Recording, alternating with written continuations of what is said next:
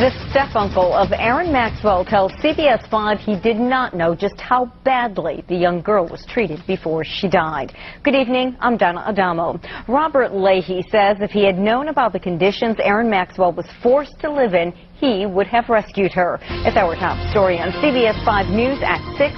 CBS 5's Haley Hines reports. Donna, Robert Leahy is the older brother of Lynn Maxwell, Erin's stepmother, and the first time he met the 11-year-old was at a family picnic just a week before she died. Robert Leahy visits his sister Lynn Maxwell in jail every weekend. He says as long as she's incarcerated on child endangerment charges, he'll continue offering whatever guidance and moral support she needs.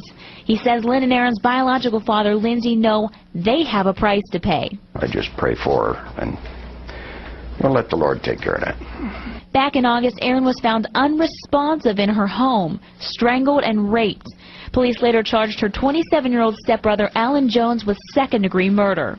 I met Erin for the first time in late August, a week before she died. And you had no idea about anything? I didn't even know where they lived, no. He says Erin was a bubbly 11-year-old and there were no indications about how she was living in a house police say was filled with animals and feces. Police say she was being fed just one meal a day.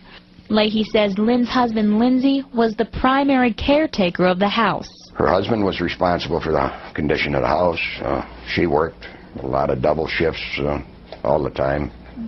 And I guess that falls in her husband's purview. With so many people wondering how this could have happened to Erin, Leahy wrote a letter to the editor in today's Post-Standard. He says it's not the relatives who should be blamed in this case, but rather the Oswego County Department of Social Services.